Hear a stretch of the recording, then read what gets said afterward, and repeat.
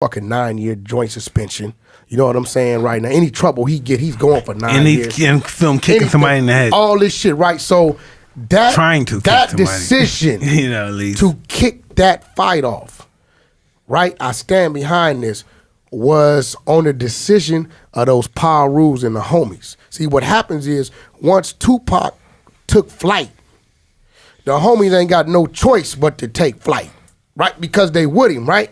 Now, this is probably a decision they wouldn't have made. Now, because of that decision, a lot of shit got fucked up. He lost his life.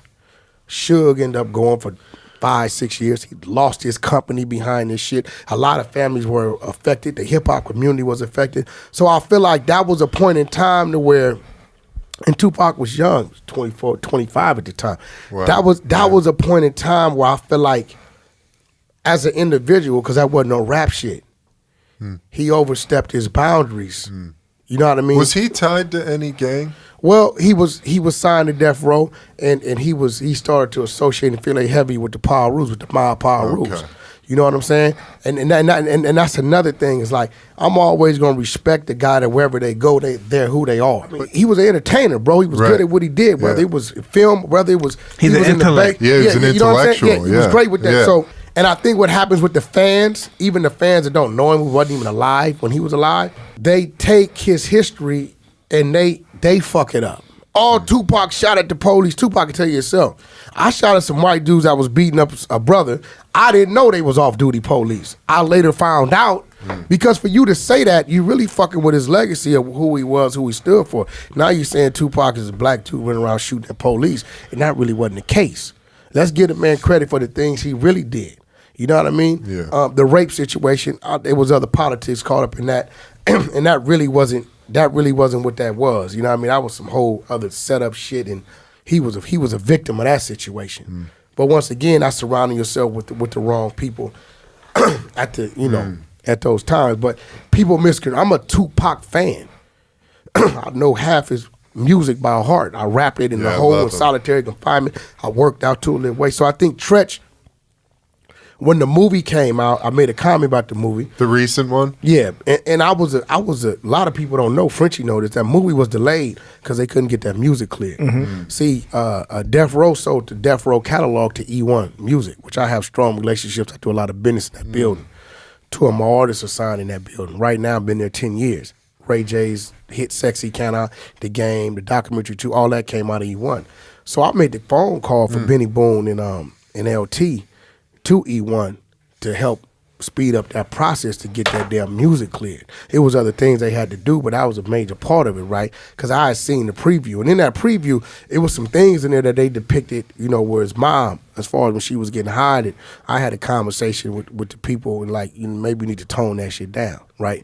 But I knew me talking shit about the movie was going to drive people to watching the movie. People are so slow that the day of the movie, Frenchie, would I go buy 1,000 tickets and gave them away? Of course. Like I went myself and bought 1,000 tickets from the box and took them to barbershops and said, if you come get your haircut at this barbershop, you get a free ticket. So people it doesn't dawn that, I'm kind of like. So are people saying you're not a Tupac fan? Yeah, they say I'm a Tupac hater. What is it? Tupac was with my wife before I was. You know what I mean? But these are fans saying crazy shit. So Tretch, instead of doing his homework, spoke out of turn. I didn't know it. I had no idea until somebody told me the things he was saying. And once I heard, I went looking for him because they told me he was in L.A. So I went to all the clubs, all the places he goes, and I was letting him know, I'm looking for you. Because I was real upset because I didn't know the dude and had none problems with the dude, but he was saying some disrespectful shit. So I just wanted What did he say? He said all kind of, made a fucking song, a diss song, all kind of shit. So I got it, Frenchie. I let him know because they tell me go to this spot in Inglewood called the GS Sports Club. GS is live. Y'all ever in Inglewood, LA? Stop by the GS, it's a sports lounge. It's real cool, food, everything, entertainment. So I went over there looking for him because they say he's there every night. So the owner called him. He said, yo, Wax here looking for you by himself, nobody with him. He wants to talk to you about this shit you've been saying on the internet. Just like that. Just like that. So, dude, I stayed, waited 30 minutes, an hour. They said, yo, he's at a spot in Hollywood. I streamlined to Hollywood. At this time, Big U, everybody in the streets trying to catch me before I catch him. They like whacked and flew out the motherfucking header. We got to catch this motherfucker. Because ain't no telling what he going to do so I never seen him. and never ran into him. And I started getting the phone calls the next day. People called me, the homies from the Booyah Tribe. You know, everybody calling me, you know, like, Wack, you gotta let it go. So I listen, I was a man of my word, I let it go. But you know, Wack, you know, I be in places. You know, I get backstage, I'm a red carpet, I'm at, you know, the weirdest places. And I just hope you hold on to what it was. Because we definitely gotta put some closure to that. And listen, I promise you, I'm not a bully. I'm not into torturing shit no more, so I'm gonna make it fast. You know what I'm saying? Tell us about torturing, man. I'm gonna make it fast. Because I always got this thing in my head that I wanna outdo Tyson. And that's why when I get my fights, I'm like, Tyson did some shit in like 7 seconds. So I'm trying to make it like 3.8. It'll be real fast, my brother. I promise you. Like, I don't give a fuck where we at, Barbara Streisand, whatever it is, don't act like you didn't say what you said. Barbara Streisand.